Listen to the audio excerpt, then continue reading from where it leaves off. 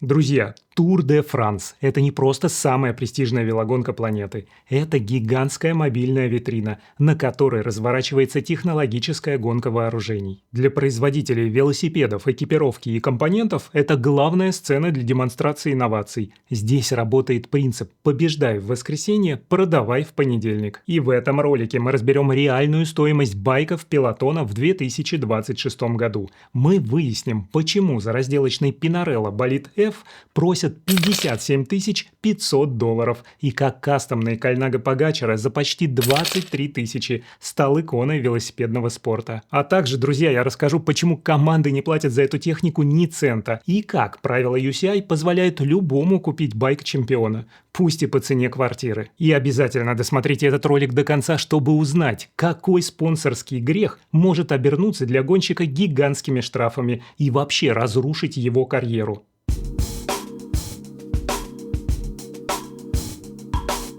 Маркетинговое значение гонки закреплено в правилах UCI – Международного союза велосипедистов. Согласно статье 1.3.006 регламента UCI, любое оборудование, которое используется на соревнованиях, должно стать доступным для широкой публики в течение не более чем 12 месяцев после использования на первой гонке. Это превращает каждый этап тура в презентацию продукта, который фанаты смогут потом купить, если, конечно, позволяют средства. А также гарантирует, что профессионалы не используют секретные прототипы, недоступные обычным велосипедистам-любителям. В общем, если вы решите собрать себе байк как у профи, приготовьтесь к тому, что ваш банковский счет начнет просить о пощаде. В пелотоне 2026 года средняя цена командного шоссейника составляет от 11 до 16 тысяч долларов. Но давайте пройдемся по конкретным ценникам.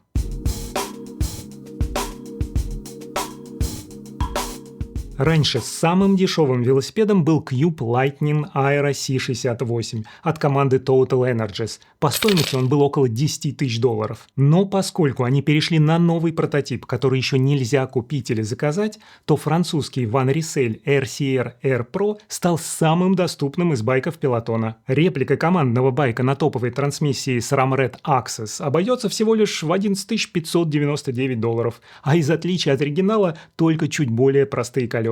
А если вам нужна аэродинамическая модель RCR F нашим Endurace, то стоит она ровно столько же – 11 599 долларов. И для мира Тур де Франс это практически даром. Правда, юный Поль Сейшас уже тестирует в гонке следующий прототип Van Rysel, который пока что еще нельзя купить. Но согласно регламенту UCI, этот байк поступит в продажу в течение ближайшего года. Так что, если вы хотите прикоснуться к технологиям Гран-тура по низу рынка, готовьте 11 штук баксов и ищите самый большой декатлон.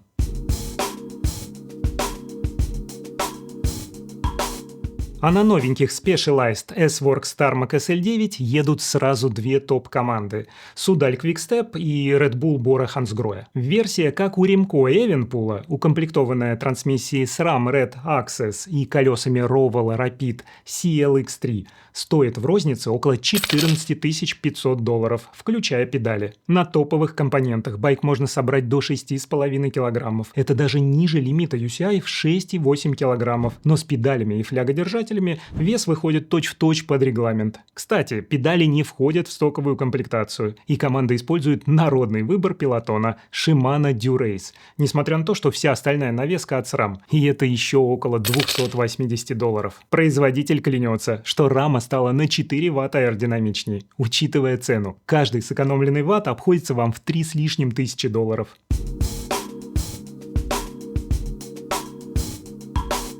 А велосипед фаворита гонки Pogačara – это не серийный товар, а результат фанатичного тюнинга. Если собрать его по частям, сумма составит примерно 23 тысячи долларов. Ну за что такие деньги? Давайте с вами разбираться. Фреймсет из облегченного карбона Colnago Y1RS, включая кокпит CCY1, рулевую колонку и подседельный штырь с зажимом, обойдется примерно в 8200 долларов. Колеса Envy SES 4.5 Pro за 5300 долларов, что примерно на 1000 долларов дороже стандартных. Трансмиссия и мощемер от Shimano Dura-Ace еще примерно за 5900 долларов. Звезды 55/40 зубов из карбона и титана, титановые болты, оси и петух еще 772 доллара. Ну и, конечно же, специально напечатанный на 3D принтере седло и крепление велокомпьютера, еще примерно за $1200 оба. В итоге сумма всего байка Погачара достигает сумасшедшей отметки почти $23 000. Друзья, на эту тему я делал отдельный пост у себя в телеграм-канале, где разобрал стоимость компонентов более подробно. Обязательно посмотрите его, ну и не забудьте подписаться.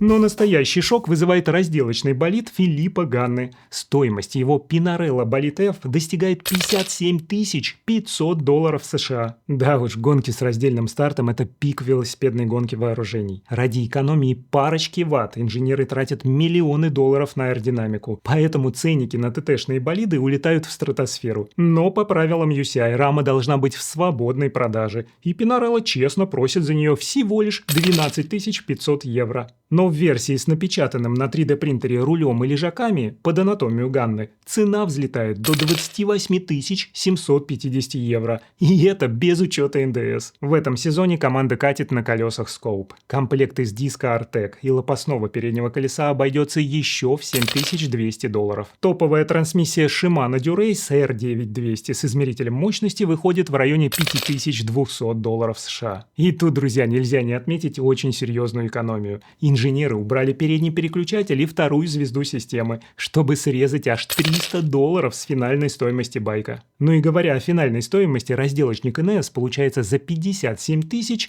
500. А если пересчитать это в рубли, то получится примерно 4,5 миллиона рублей. Так что если собрались купить себе квартирку в Подмосковье, серьезно подумайте, может лучше брать ипотеку на эту разделку.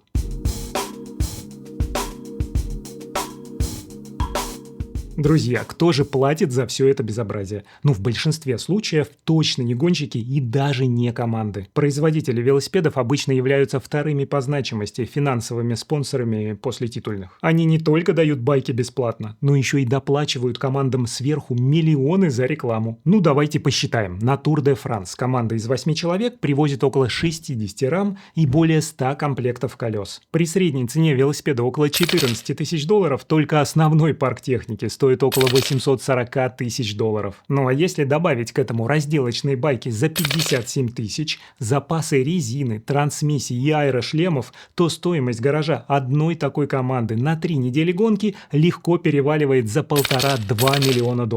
Ну и самое главное, что происходит со всеми этими байками в конце сезона или контракта? А тут все просто. Практически все велосипеды возвращаются брендом-спонсором, где их перекрашивают, продают, дарят или даже утилизируют. Ну а самый ужасный спонсорский грех для гонщика – это показаться на байке старого спонсора. Это легко обернется для спортсмена гигантскими штрафами, а может вообще разрушить его карьеру. Так что в следующий раз, когда вы увидите завал на этапе Тур де Франс, помните, в этой кучке только что хрустнула карбона на бюджет небольшого города. Но такова цена прогресса в величайшей витрине мира. Друзья, пишите в комментариях, что вы думаете по этому поводу. Ну и, конечно же, не забывайте про лайки и подписочки, а мы с вами увидимся в следующем ролике.